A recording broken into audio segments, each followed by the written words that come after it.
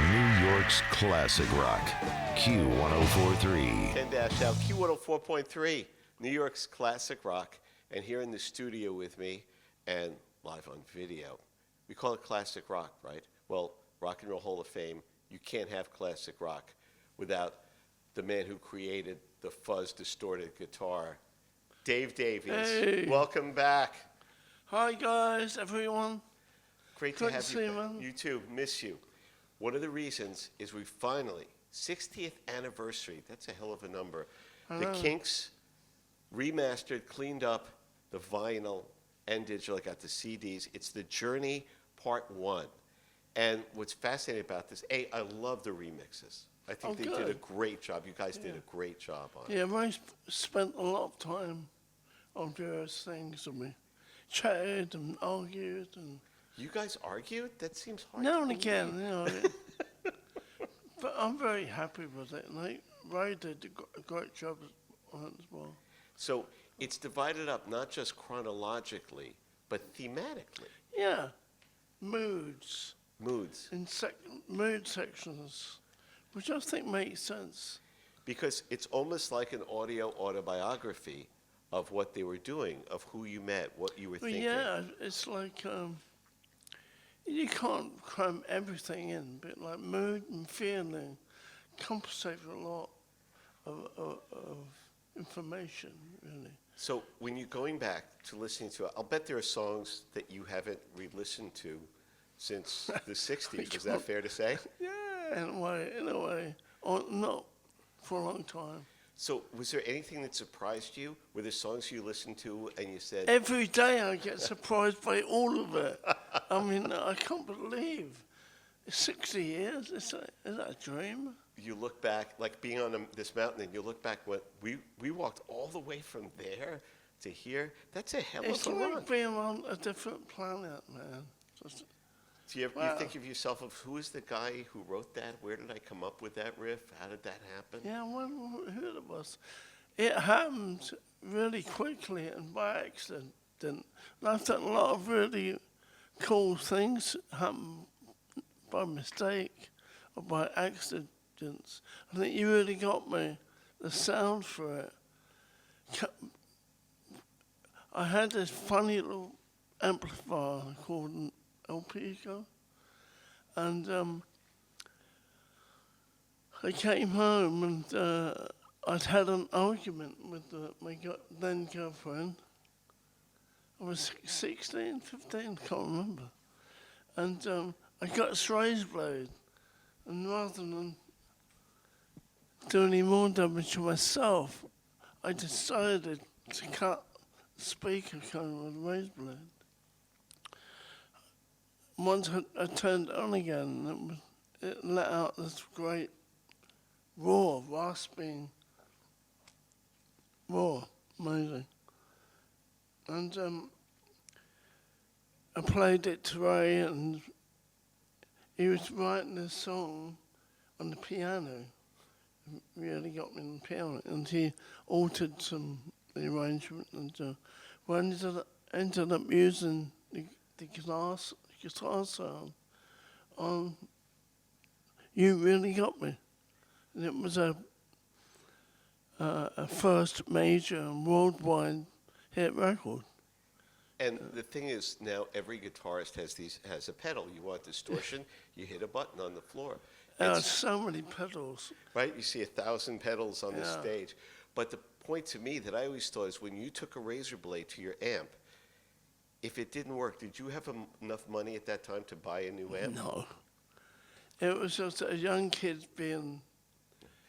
But you I understand. always liked science fiction, and I thought, science madness, it's a mixture of imagination and wild and emotion. Young kids have emotions. It was, at the time, young people were supposed to be seen and not heard. Especially in England. I mean, for us in the 50s, it was the Eisenhower era. But in the 60s, the youth, this rock and roll music is destroying the youth of Britain, right? Yeah, but the thing is, it seemed like it was happened overnight, really. It seemed like it was revolutionary, that kids were wanting different things. The art was changing, and we felt differently, and we tried to express ourselves. Whereas the generation before, they were kind of always guided by the generation before them. And so it was, but the 60s were kind of exploding into this new era of creativity. Art was changing, movies were changing, and of course the music. You truly, we called it the British invasion of the, it was the four horsemen. It was the Beatles, the Stones, the Kinks, the Who.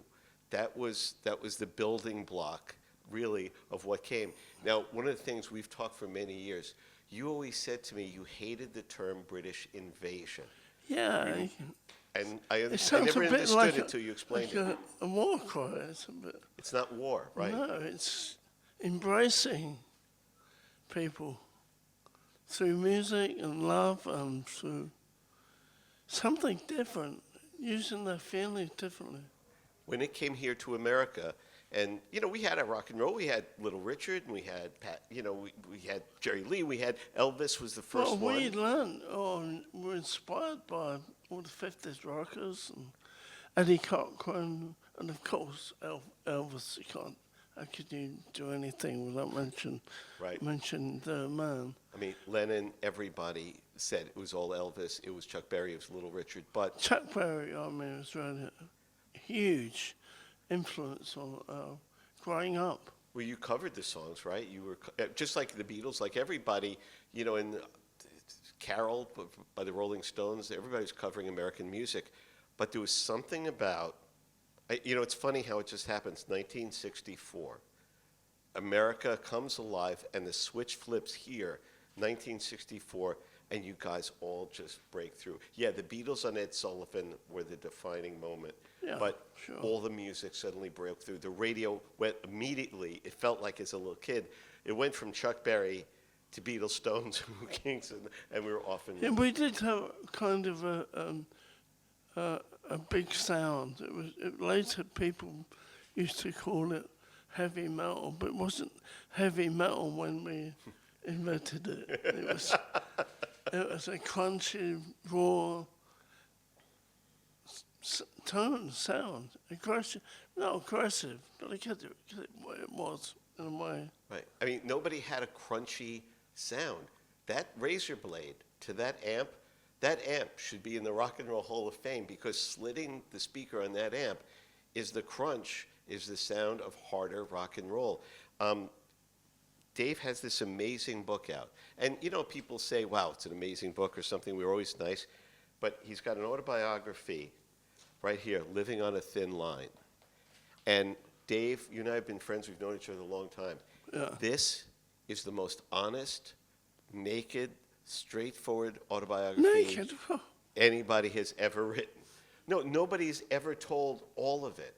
Most people hold back some of the bits that don't put themselves in a good light. Here, you just told it all. Everything's in this book, thanks. the good, the bad, and I really appreciate it. It's a life journey, and you share all of it in this. Yeah, I think it's interesting. One of the things I didn't really know, I don't know why I never asked about the name, the Kinks, that I found out from this. That, well, if you don't mind telling the story, you said everybody would look like Cliff Richard in the Shadows, was well-groomed and handsome. Yeah, I was also together with Pete Quaife, who was a bass player with the Kinks. We were also interested in fashion, so funny hats, leather boots was a big thing. And they actually had leather boots, and they called them kinky leather boots. But they probably still do. I know that we thought, is it too risque? No. And it was based on our clothes and our attitude, and I wanted to be different. What was the name of the band before that? Was it the Ravens? Ravens, named after a horror film. Right? But the Edgar Allan Poe story, the Hammer film, The Raven. Yeah, it was Bela Lugosi. I don't know. It was Vincent Price. Yes, that was it. And a great film. I love it. It's still a great film. And we called the Ravens, but because we all wore, or I wore, kinky leather boots and silly hats. And Didn't you have capes at one point? capes. We had wild man capes, and I'd have done anything that was leather, and they had the thing called, was it perspex or some kind of fake leather thing? It was Right. plastic, and so that was termed kinky as well. So everything was kinky, and As you said, you're recording songs. Ray is writing songs. You're playing, and suddenly this one song, "You Really Got Me." That's the switch that ignites the whole thing. yeah, I think so because our influences were vast growing up through the 50s, and Ray and I had older sisters used to bring music into the house, and I all played piano, and it was every day was like, to me being a kid, I was the youngest. It was like a party and music everywhere, and it was incredible growing up. But of course, we were a poor family, but I never felt such love being in that family. And the music, Ray developed his writing after he really got me. And I feel very glad and happy that we were embarked on that journey. And One of the things that I always thought about Ray's writing is there was generic. I mean, look, the Beatles changed so fast from "She Loves You," yeah, yeah, yeah. We always talk about by 66, 65, we're getting Eleanor Rigby. You're getting "Tomorrow Never Knows." You're getting such different songs. And the Kinks go from "You Really Got Me" and "All Day, All of the Night," "I Love You" to songs like "Dedicated Follower of Fashion." Because it was a a lot well-respected about fashion, man. yeah. What a statement for the youth to make about these well-respected men in their bowler hats and all that's wrong with British society, but pretending that it's perfect. yeah, it was like a time of great pretense as well, but that we were trying to tell it like it is.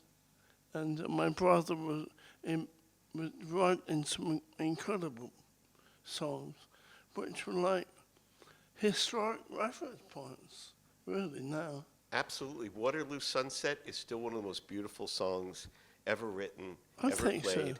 Your intro to it defines that dun, dun, dun, dun, dun, dun, dun, that descending chord Yeah, pattern. descending. Oh, it just, when you Play it on the radio Are we playing it? and video. Oh my God. If we had brought a guitar, we would have had him play it. Dave Davies, my guest, 60 years, the journey is the first part of their story, of the Kinks story. And this story, Dave Davies, "Living on a Thin Line," which is one of my favorite songs. If you don't know Dave's song, "Living on a Thin Line," the Kinks song, you must find this. It sums up everything we always thought about history. And I'm telling you, every time I play it, I get chills. And the overriding thought is all the wars, all the fighting, all the kings and the things we went through, all the castles are burned. Yeah, and what's it worth? about? What was it about? Right, so much death and destruction. Why? It's peace and love. For all the anger, it's about peace and love. But we're talking about on the early days. There's a passage here. Let me see if I can find it without dropping this. Yeah, okay. About you opened for the Beatles. Yeah. And where is it? You actually billed as the Kinks from Liverpool. The Liverpool Empire one night, we opened for the Beatles, and the audience wouldn't let us leave the stage. And John Lennon sulked and sneered from the wings, "Get them fucking people off. Get those fucking people off." And although later I came to love John dearly, he could really be nasty when he wanted to be. You kind of upstaged the Beatles as the opening act. And that At night show, yes, but they and it was magical. But they got their own back. Yeah, one night we were doing a poll winners concert. They called them Right. in I think where it was, but and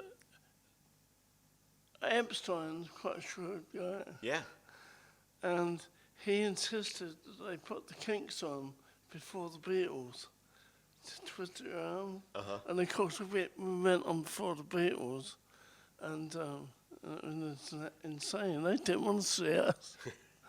What did you meet them through the years back? I mean, back in the '60s, Yeah, did you cross paths I or? wasn't close friends with any of them, but I mean, we used to. I think all of our six acts used to secretly listen in to everybody else's music, and I think you really got me. It was quite.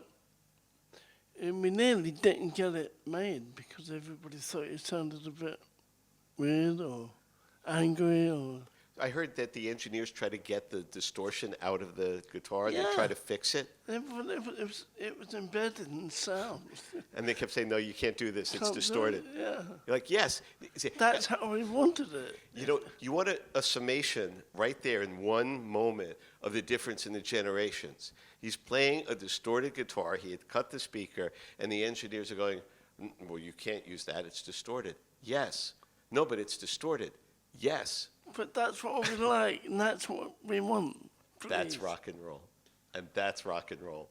Dave Davies, my guest here at iHeart at Q104.3. Okay, as I said, this book is very honest. You talk about, you were always known as Dave the Rave, was your nickname back in the days. And again, there's a different mindset. The late 60s was free love, free sex. There were wild times. And you go through it, and one of the things, there are bands that go, oh man, we had all the girls, we had all this, and we were so wild and crazy, and we're proud of it. And other people are like ashamed of it. But from this book, I didn't get a sense of like boasting or shame. It was just an honest recount of your life. It also was a spiritual revolution as well. It wasn't just drugs, sex, rock and roll. Right. That was there, but that was there. But right. now and again. But it was a spiritual change as well. It wasn't one thing. There were a lot of really positive elements that happened in the 60s. A spiritual change, people wanting a different way of life and living a different way. So it's a great change. I mean, I think that was always part of like, you know, can you imagine America doing everything they could, the power of the presidency, to kick John Lennon out of the country because he was dangerous, because he wrote songs like All You Need Is Love and Imagine the World Is One, that was such a danger to the institution. People change. Unfortunately now, people are much wiser and accept. I hope so. We hope. A lot of times they don't. A lot of times that's our fear. We have to keep fighting the good fight. I believe that we're here to help each other. You know, it's mothers, fathers, and brothers and sisters. I mean, you look at all the pain in the world. I believe we're here to help each other. Music heals. We know that. Music heals. It really Of course does. It's been music's been my best friend my whole life. It never lets me down. It never leaves. It's never not there. You know, the songs we need. Can learn so much from music.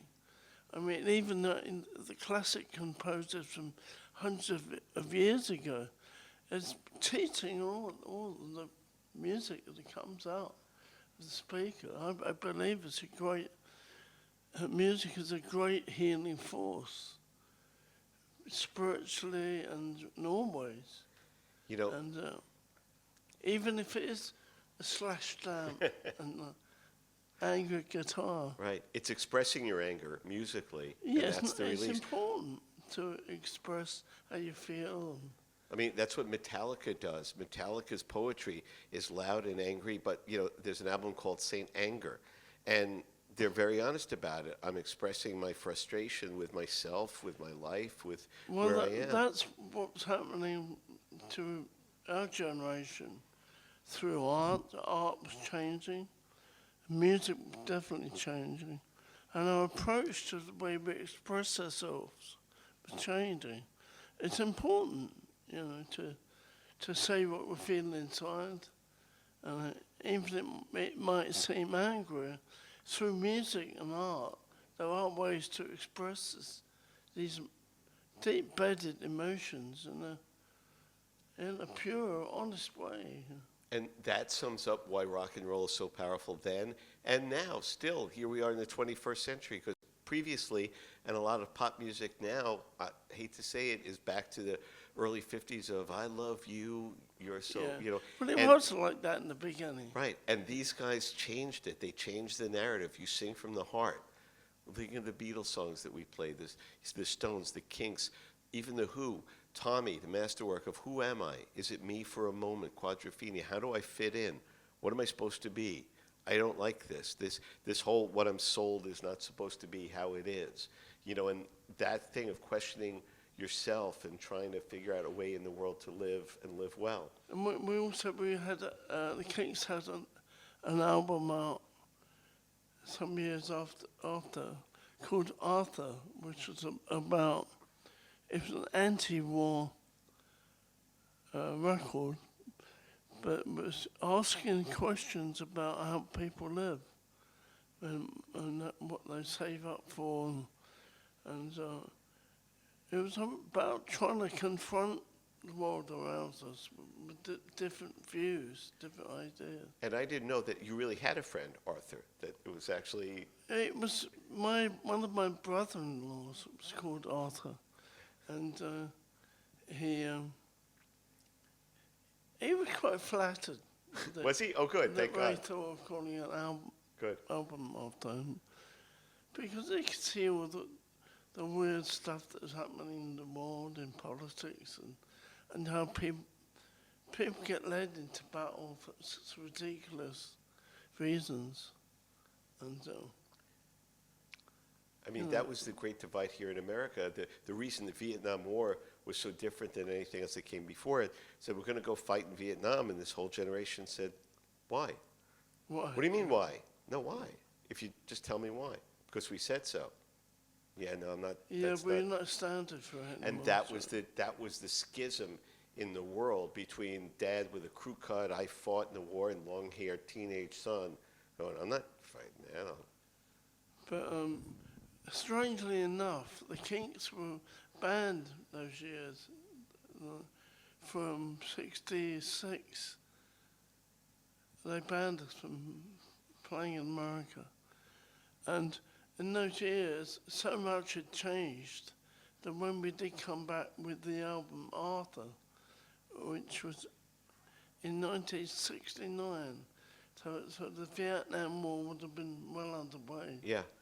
And it was like a different country. Really? I came back here and I thought, wow. How so? It's like people were afraid. They're afraid to speak. They were depressed, a lot of drug taking. Young people, everybody wanted to get away from this war thing. And it was well underway by the time we got back here, when they let us come back. Right. And you'll hear all about it in The Kinks' Journey. The Kinks' Journey. We got that. Dave Davies, Living on a Thin Line. It's an amazing book.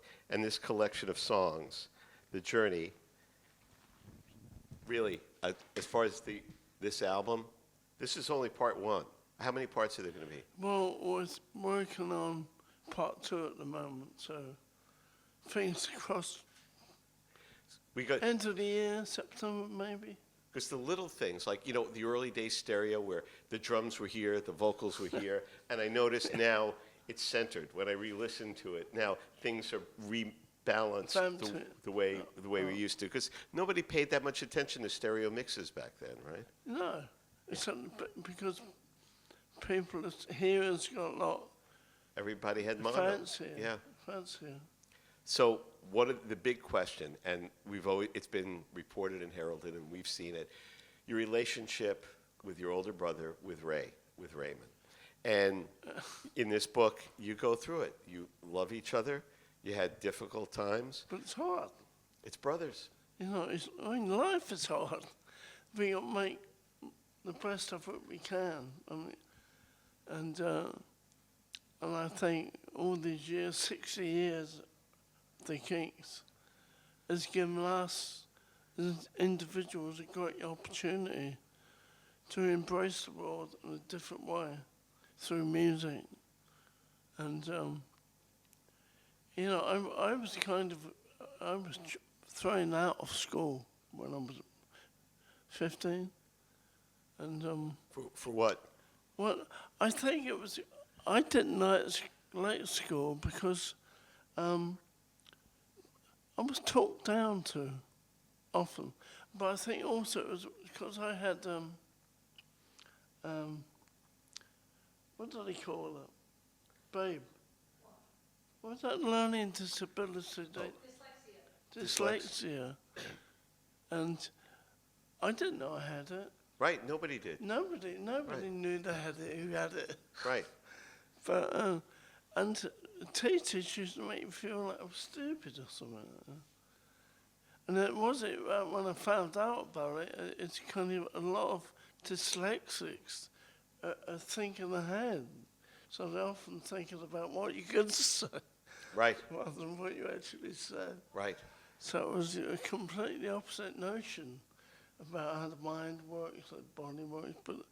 But music's such a healer or transmuter of emotion and feelings that it's a great way to learn about yourself through music.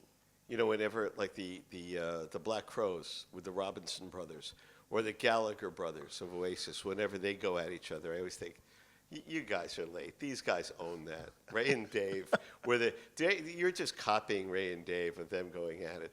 I think it's hard to keep any band together at all, let alone when you're brothers, because it becomes from a different place. It's not just, two guys playing music. But in a way, the problems were helped by me and Ray's love for each other, although we didn't always see it like that.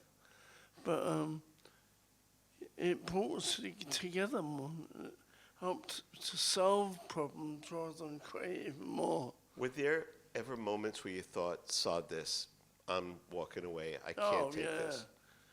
Oh, lots and lots of times, many times, that was the case. I thought, oh, not anymore, please. But then something would happen when you do a live show. There's something fantastic happens during certain live performances. Like, what was that? Something like inspiring, uplifting. You know, it's like. It's amazing. I will tell you personally, this is going back many, many years. I was backstage before show, and Ray wasn't going to go on because he said his throat hurt. And then they said, tell Dave, before you go out, we're going to send me out to cancel the show, to tell them there's no show. And this was here in the New York City area. And they said, wait, before you do that, tell Dave. And you came down, and the two of you just went at it. And as you're going at it, and the late Jim Rockford, may he rest in peace, who was wonderful, just walked out on stage, started playing ba-da-da-da-dum, ba-da-da-da-da, and these two stopped, walked out on stage with such anger, and it was one of the greatest shows I've ever seen in my life. You exploded onto that stage, and I thought, that's unbelievable. Very emotive night, it was good. But sometimes there were nights when you feel, oh, I don't want to do this. And you do it, and you realize that people, it seem like they need the expression, the motivation. Were there nights like that where you felt like the crowd really was pulling you through? Yeah, absolutely. It's the love coming from those, whether it was 100 people or 20,000 people. Many, many times they pulled us through. when we weren't getting on too well and things weren't going good. And yeah, the crowd is the main thing. The audience. Yeah. If you The remember that. show must go. Right, the show must go on. If you're pros, you're pros. So you worked on this with Ray. Yeah, and the record company were really helpful. And, Right. and How was it working with him again on this? well, it's always difficult. But it's like I think sometimes certain people are just born to be difficult. Yeah, he was born to be difficult. He's a difficult man. But He's brilliant. He's but a genius. He's got something going up there that needs to be. We all need to find out about. God, I'm so glad you guys fought through it all to leave this legacy of music. There's one really important thing, and it's a life lesson for everybody. There was a period, and it wasn't even that long ago, when you're bumping into walls, you don't know what's going on, and Dave was having TIAs and basically had a stroke. Yeah, I went a bit. It's an illness, a stress, and I had a stroke, and I found myself lying in bed.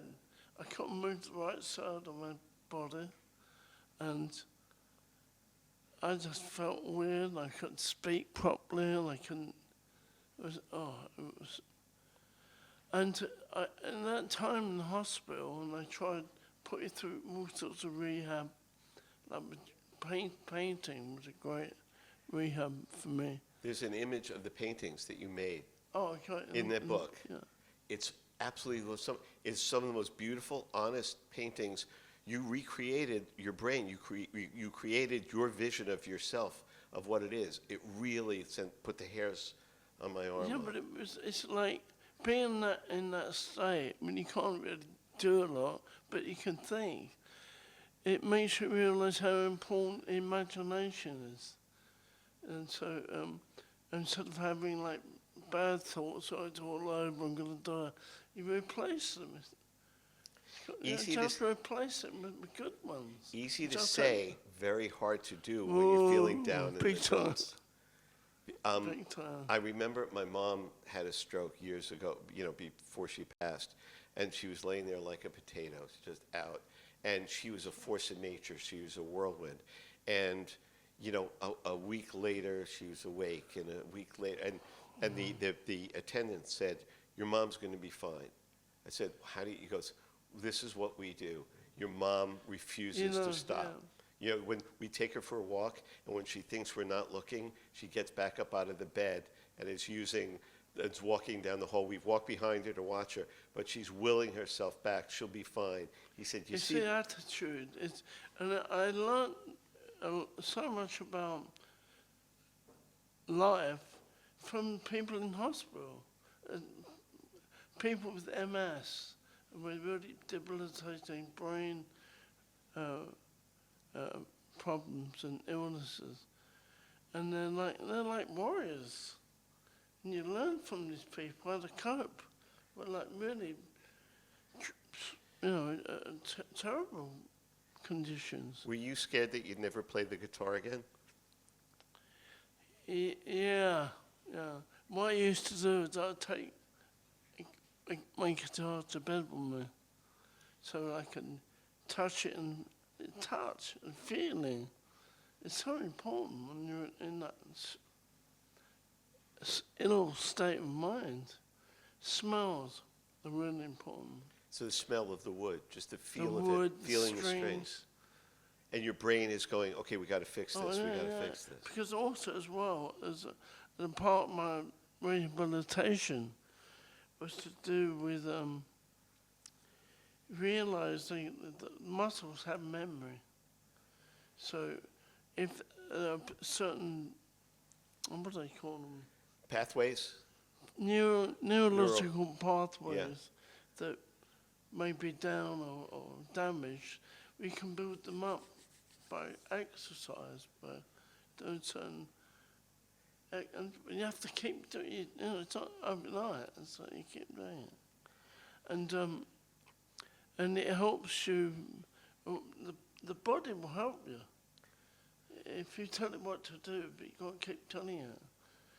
It will respond as best as it can. I mean, this man, came back, rehab, not good, not functional.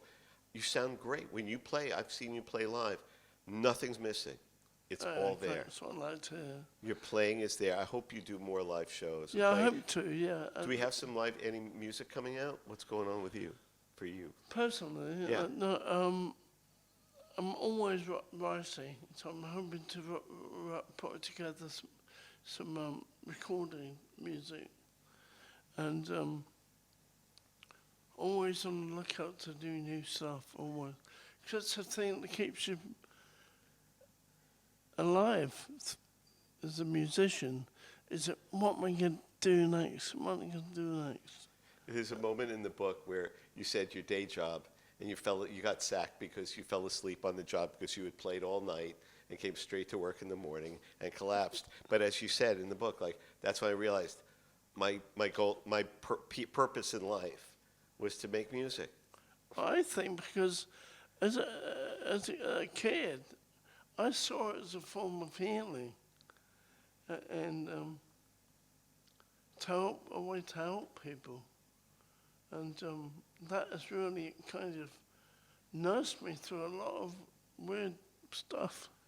God, this man, his journey is incredible. Go find it, the Kinks Instagram account, but find Dave Davies on social media, on Facebook, on Insta, and there's two things you absolutely want. You want the Kinks, The Journey, Part 1. Sonically, it's just absolutely beautiful work. It really is first-rate stuff. And for any music fan in classic rock in the Q104.3 audience, you'll be shocked, you'll laugh, you'll cry, but you're going to learn a lot about life through this man's journey, living on a thin line. Dave Davies, Thank you, thank Ken. you. I love you so. What a blessing to have you with me on this journey. Thank you. It's good to meet you again, as always. As always, Always. for you guys. New York's classic rock, Q1043.